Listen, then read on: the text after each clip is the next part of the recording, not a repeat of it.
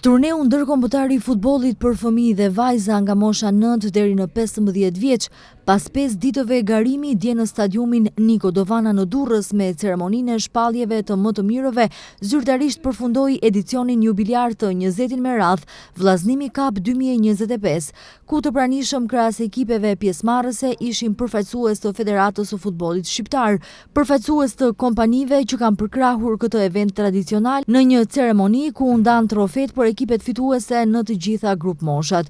Kryetari i shoqatës Vllazënimi, Idris Gashi, falenderoi të gjitha ekipet pjesëmarrëse nga Maqedonia e Veriut, Lugina e Preshevës, Greqia dhe Shqipëria dhe tha se më e rëndësishme është që fëmijët të jenë të kënaqur nga aktiviteti. Ajo që është më e rëndësishme sipas tij ishte fakti se kishte ekipe nga të gjitha vendet shqipfolëse. E veçantë turneu si çdo vit kemi ekipe nga shtete të ndryshme, si vjet kishim nga Greqia, kishim vite nga Greqia.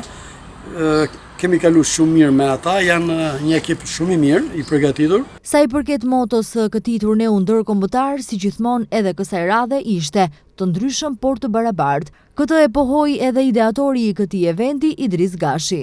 Të ndryshëm por të barabartë, sepse në fush kjo është kënaqësia, ne nuk i njohim, nuk dallohen kush janë, shqiptar nga Greqia, nga Maqedonia, nga Presheva, nga Bojanosi, nga Turqi. Janë gjithë një lloj. Sot fëmijët kanë një përparësi nëpërmjet telefonave ka mësuar dhe anglishtën dhe të gjithë komunikojnë anglisht, është gjëja më e mirë që ne nuk e kishim mundësi, ata e kanë mësuar. Kështu që kënaqësia jonë është që fëmijët janë shoqëruar, kanë luajtur bashkë dhe do kenë një njohje edhe më të gjatë përveç aktivitetit. Nga rajoni i Pollogut në këtë turne tradicional, Vllazënimi Cup 2025 ishin ekipe nga shkolla fillore e Istikballit me koordinatorin Habil Livoreka dhe trajnerët Meriton Halili me grup moshat U13 që e fituan vendin e dytë dhe trajneri Hakan Mustafa me grup moshat U11 që e fituan vendin e tretë. Ashtu si edhe drita e Bogovinës me 2 ekipe të grup moshave të reja që patën paraqitje të kënaqshme.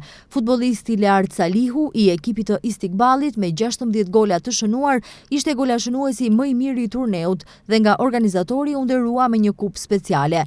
Organizatori me një dhuratë speciale nderoi edhe gazetarin e televizionit Koha, Shaban Sinani, i cili ishte i pranishëm në ceremoninë mbyllëse të këtij turneu ndërkombëtar të futbollit për grup moshat e reja dhe me kupa speciale nderoi të gjithë donatorët që përkrahën turneun jubilar.